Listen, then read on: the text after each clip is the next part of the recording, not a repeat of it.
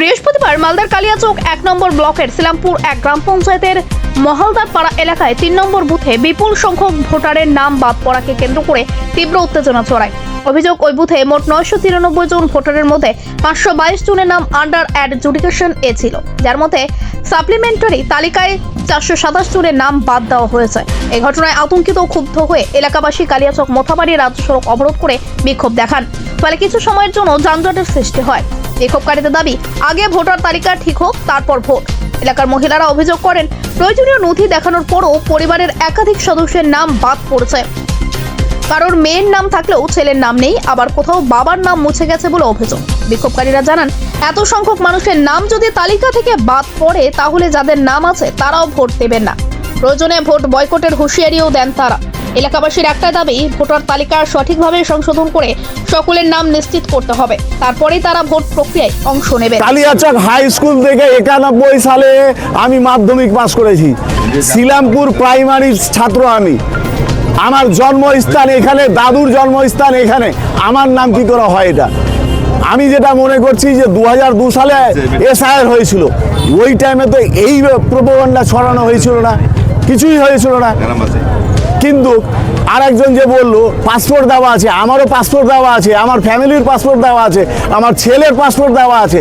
তাহলে নির্বাচন কমিশন বলেছিল পাসপোর্ট দিলে 2002 সালের লিস্টে নাম থাকলে বা স্কুল সার্টিফিকেট দিলে ওদের কোনো ভয়ের কারণ নেই। কিন্তু এখন দেখা যাচ্ছে যে পাসপোর্ট 91 সালে মাধ্যমিক পাস করার সার্টিফিকেট দেওয়া আছে, আমার 2000 সালে ল পাস করেছি তার সার্টিফিকেট দেওয়া আছে, আইনজীবীর একটা আই কার্ড দেওয়া আছে, 95 সালের আমার ভোটার কার্ড দেওয়া আছে, তারপরে নাম আমার ডিসপিউটে আসবে কেন? আপনার স্বামী কবে ভোট দিয়েছে? আপনার স্বামীরও নাম নেই, বড় কেটে দিয়েছে।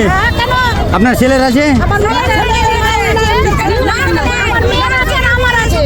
আপনার মেয়ের আপনার আছে, আপনার স্বামীর নাই। আপনার স্বামীর দেখিয়ে তো আপনার ছেলে মেয়ে দিয়েছিল,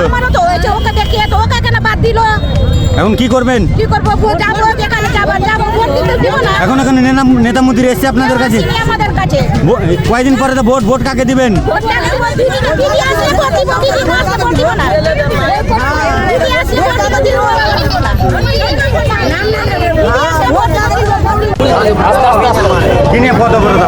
আজকে আমাদের টোটাল এসআইআর অ্যাডজুডিকেশন আমাদের মালদার পাড়া 3 নম্বর বুথে আমাদের টোটাল 522টা বাতিল অ্যাডজুডিকেশন ছিল, তার মধ্যে 427টাই মুছে ফেলা হয়েছে, বাতিল করা হয়েছে।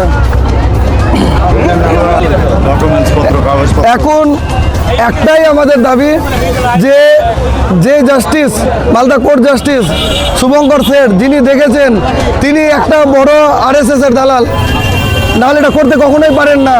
আমাদের আপনার সার্টিফিকেট থেকে শুরু করে ওবিসি, আপনার voter card, A to Z যত ডকুমেন্টস লাগে সমস্ত ডকুমেন্টস রয়েছে।